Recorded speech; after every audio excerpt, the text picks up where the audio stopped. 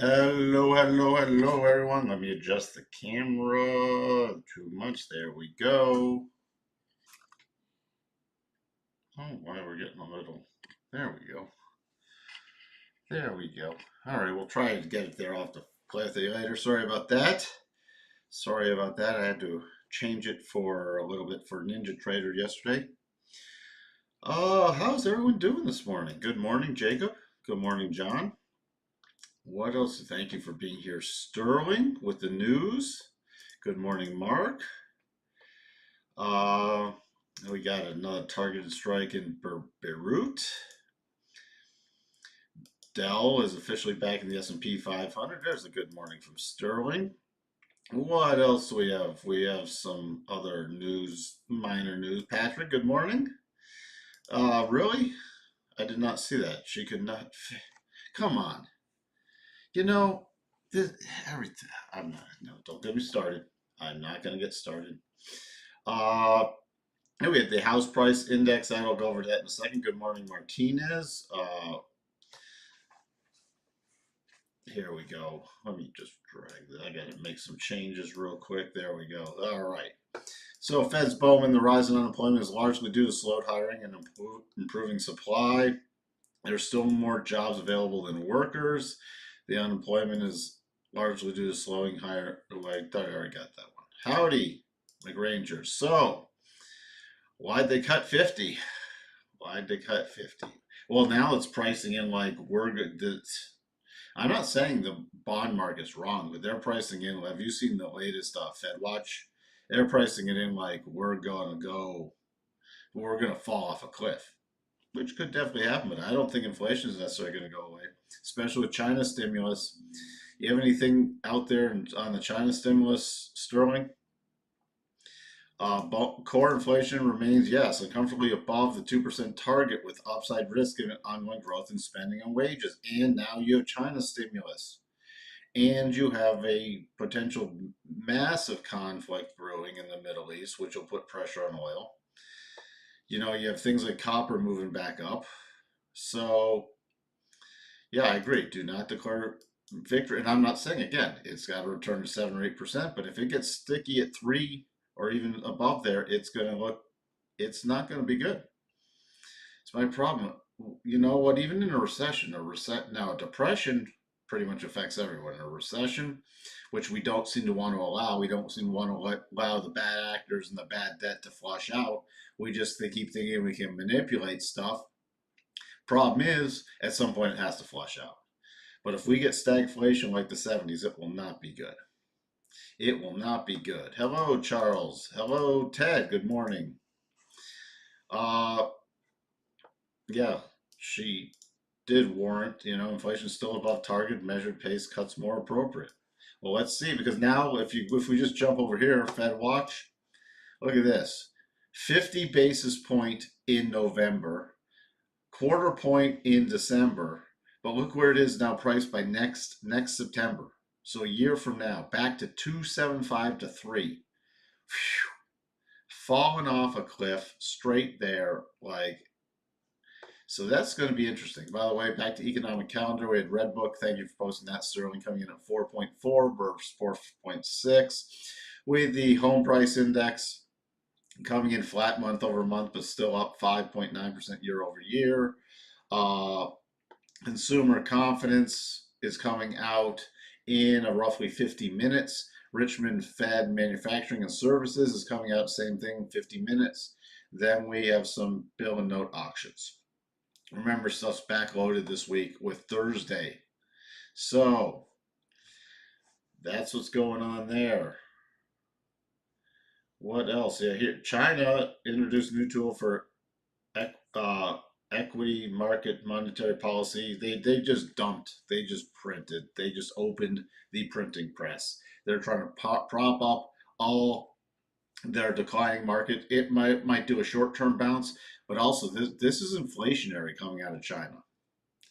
They're just going to start printing and trying to boost stuff up, which is inflationary for commodities, which will lead to potential inflation rippling through things. Couple that with war, it could get real interesting. Real interesting, real fast from an inflationary front because they didn't. I mean, if the Fed said, all right, we're cutting 50, inflation's back down, it's like running at 0.5. I don't know what their focus is. They keep talking about, the 2%, like you're going to hit it and it's going to stick there. You're going to have to overshoot it, especially for their average, their average. So you got to get under it because we've been running above it. But they're cutting for political reasons and because the government can't stop its spending. All right. We have Tesla continuing to run.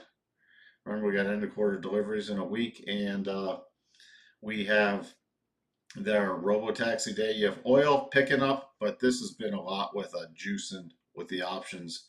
We got Visa antitrust with the debit card with Visa, so that's where that's getting hit. What else? Let's see. In terms of groups, we got basic materials, energy, and consumer cyclical. There you got basic materials.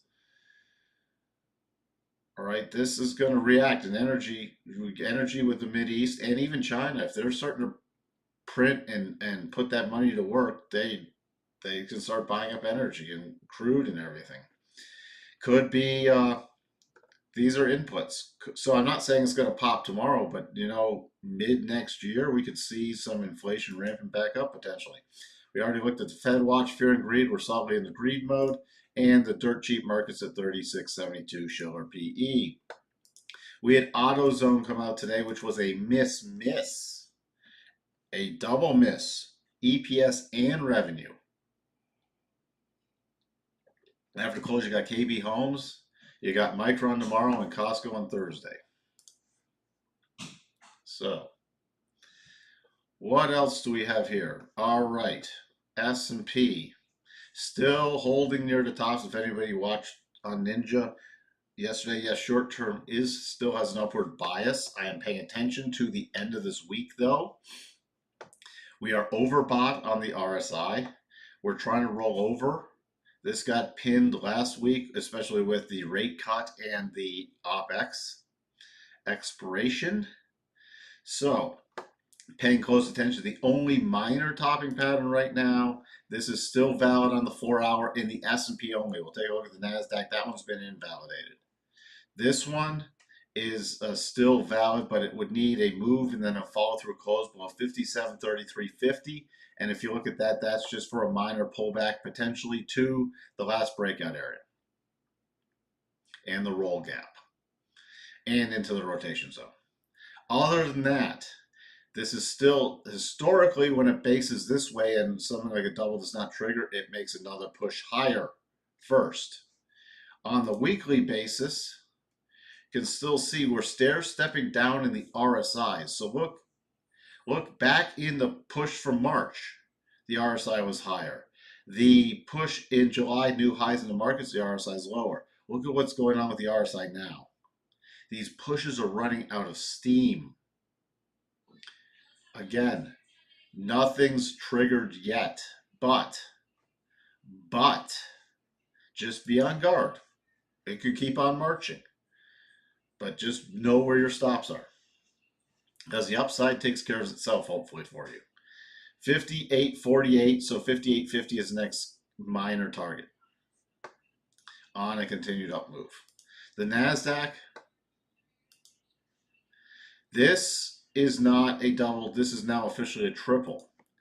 That's not to say these lows, the same thing that was a potential base for the double bottom, won't matter. You're going into a clear path move. That just makes my target area roughly about 19,650 on a breakdown. If we close below this 19,860, watch for the end of the clear path move. That's what it does, is change the targets, does not invalidate that being a significant point. Early warning sign would be closer to the 4-hour rotation zone if it closed below there and below this closing base. So early warning sign is if it starts closing below 19,990. Now to the upside. Again, remember the Nasdaq's been lagging. I talked about that at the end of the Ninja Trader webinar yesterday. Not going to rehash that here. So if you want to hear my thoughts on the divergence between the S&P and Nasdaq, go check that out. The next minor target is 2236. Next major target area is 2446 to 2446 to 2550, 529. Which, if it is 2529, completes the 87.5 rule. Also, very overbought on both time frames. You can even see it on the Nasdaq. Even though the Nasdaq has not gone up to make new divergence highs, you can see the prior massive divergent highs, and it's got waning momentum, even if it pushes up here. But we do not have any topping patterns triggering yet, especially longer term. The Dow continuing to march higher. Next major target area is about 43,100. If you want a minor target area, you're looking at about 42,760. Key pullback, I'm just watching the daily rotation zone. Russell, trying to pull back. These cycles have rolled over, still holding support. So I'm watching for something here, a potential another bounce play, which could correspond with another little mini breakout on the upside, the S&P and Nasdaq, before setting up a stronger topping pattern.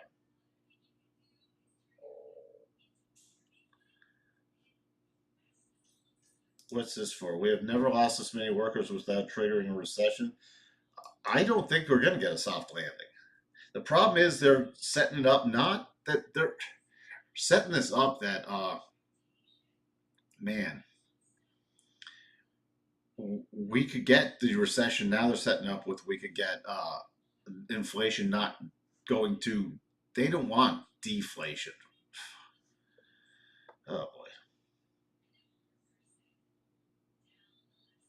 Yeah, we'll look at NEM, Royal Palms. Just let me get through some of this. The VIX, still, we got everything backloaded this week, so we'll probably see some movement here. It could just, if we start breaking up, it's just going to drift down, but watch that 15 handle. The DAX, now let's check this out. Just from a potential, has this invalidated the mini potential double top? Remember, always learn to check. And yes, it has. It's beyond the 25% push harmonic higher. So that is not a little mini double top. Okay, so your key support area is right about, your major support is still about 18,875. Minor is at 19,000. Next target area is still at 19,257. The notes, here we go. I mean, people are shocked. People are shocked. People with home stuff, well, the Fed cut. Why are mortgage rates rising?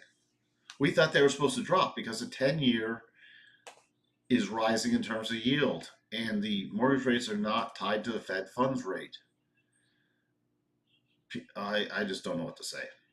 Closing in on this key 14 level, we just hit the full targets for the double. So the next key level to watch for on the pullback in the notes is the 14 level. Now we are getting cycle bottoms, so we could be looking for some kind of bounce in here soon, but there's no strong setup yet from my perspective. Again, everything's from my perspective. 10-year hit the targets on terms of yield, so that's done. And the 50% retracement from the highs at the beginning of August to the lows going into the Fed meeting.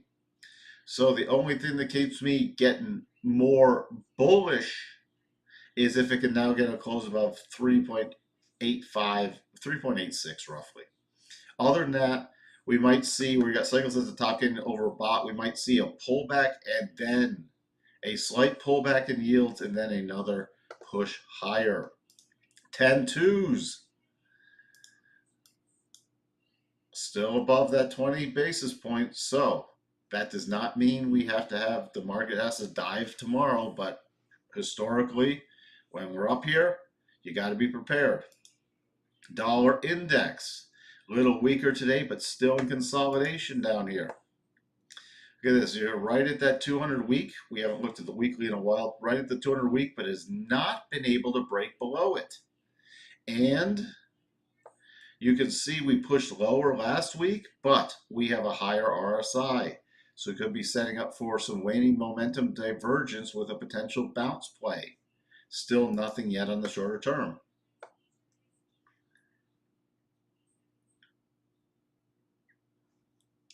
Crude.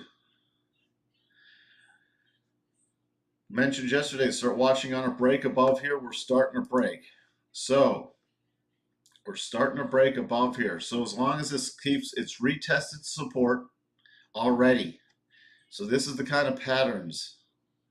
So it broke above it. You see, let me move up this level right here. You see how it broke above this key resistance area.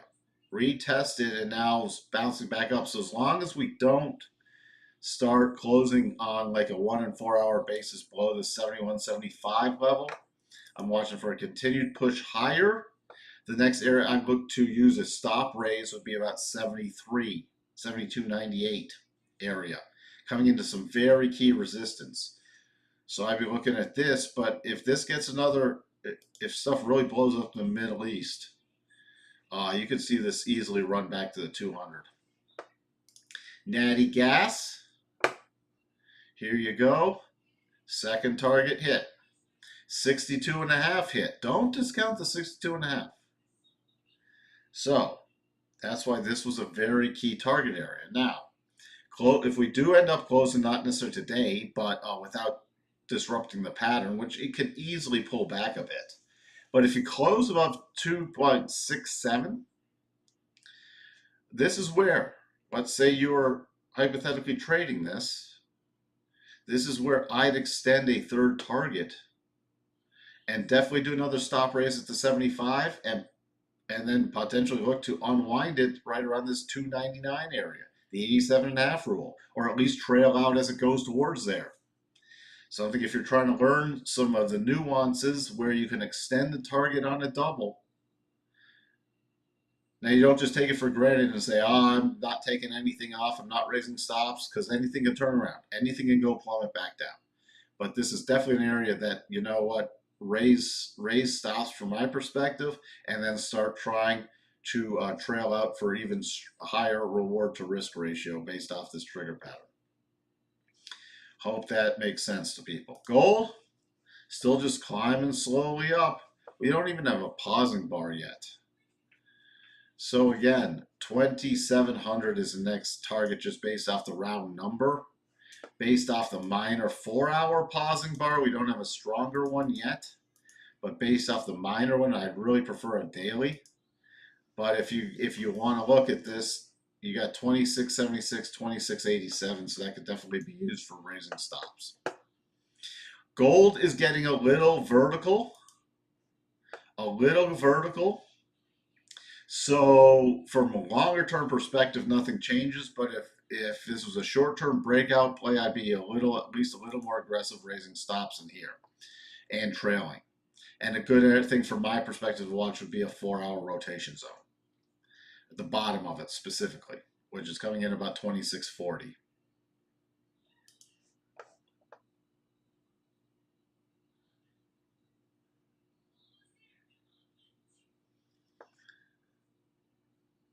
Well, remember, Charles, the 62.5, because anywhere between the 50 and the 62.5 is the rollover zone. It might not close above the 62.5 and roll over.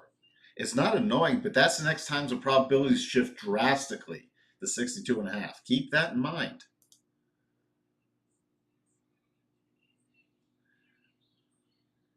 Now, see, you're very good. Very good, Jacob. I completely agree.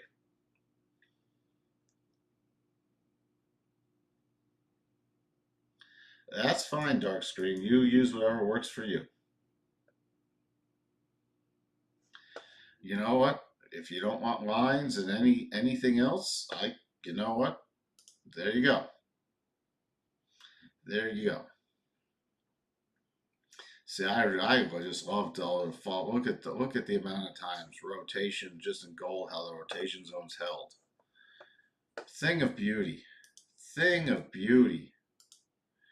Uh, Massively getting overbought in gold. That does not mean the long-term trend has to change, but this is getting very overextended. So just know where your trailing is if you're in it for the short term.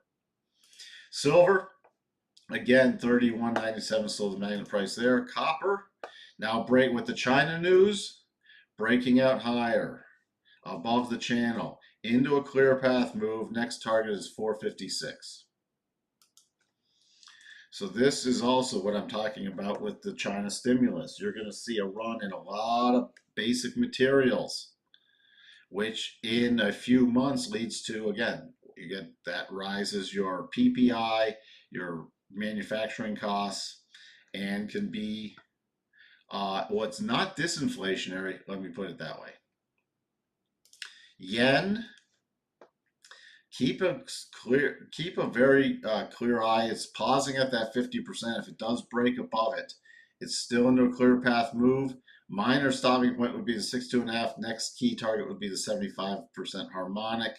On any pullback with cycles at the top, though, I'm watching to see how it holds. If it does pull back about 142.40. Let me just look at, you've been asking, what was it, NEM? Let me get to that now before I forget.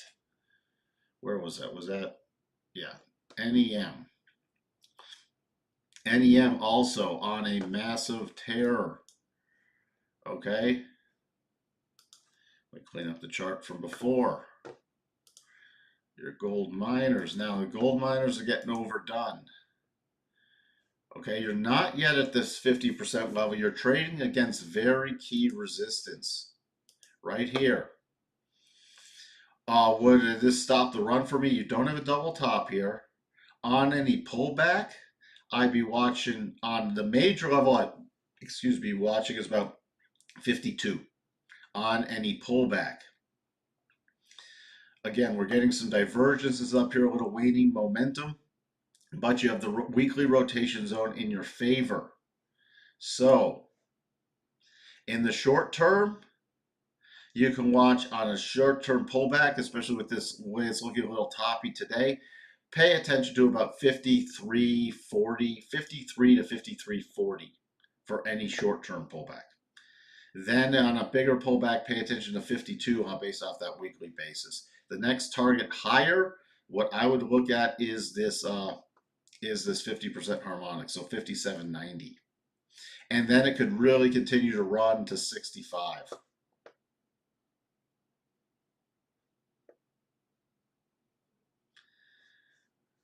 Well, you're not going to catch them all, Charles. Spiders. All right, we're looking to gap up a bit today. 570.71.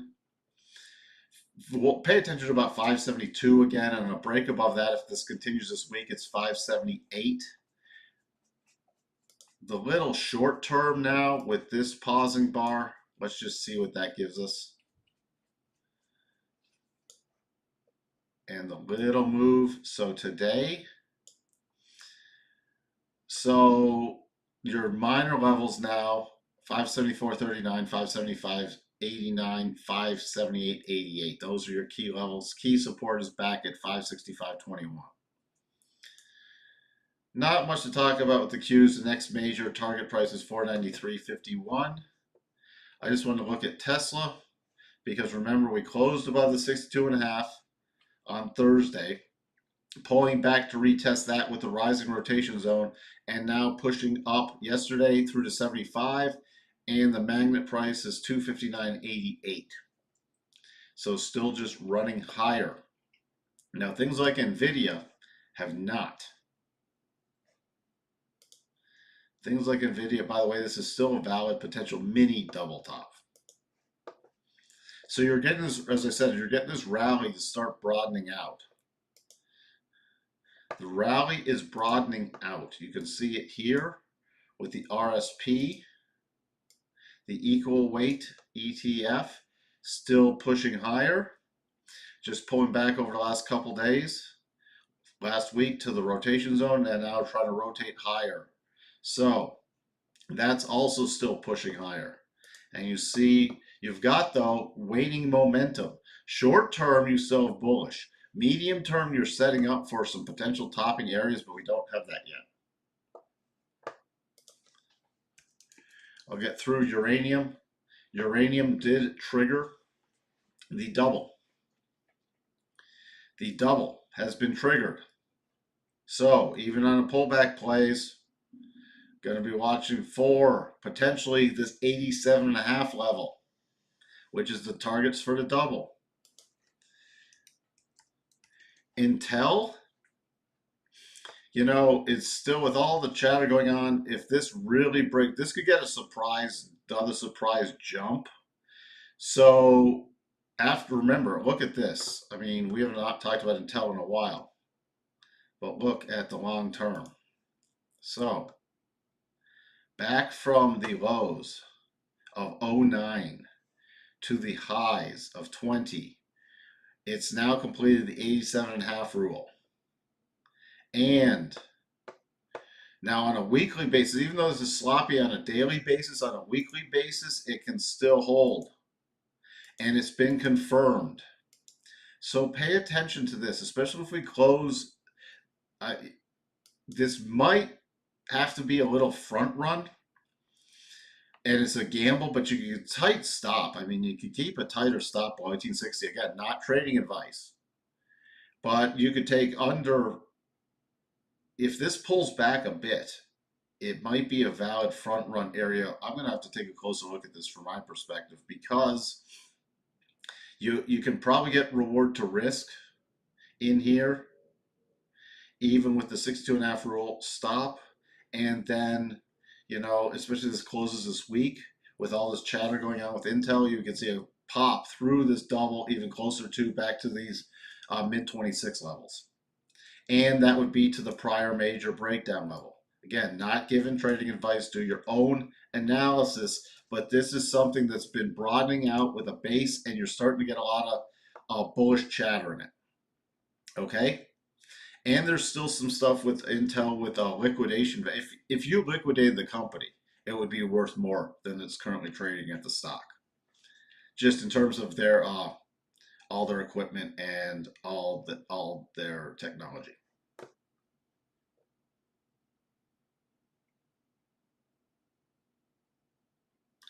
So that's where we sit there. Especially on the shorter term, if it does pull back over the next couple days, watch the rising first cross the rotation zone for support. All right, we got lots of interesting stuff setting up, especially going on into this week. Again, short-term trend is still trying to grind higher. Just pay attention in case the little mini lopsided double, this is getting extended. So this could wear off today on the 4-hour without triggering. Just because it's a potential setup, it might never trigger. It's just something to watch from a short-term trailing perspective. Thank you, Sterling. Their book value is $26.95 per share. So again, that's where I will look at fundamentals. I should have looked at the number. But thank you, Sterling, for chiming in.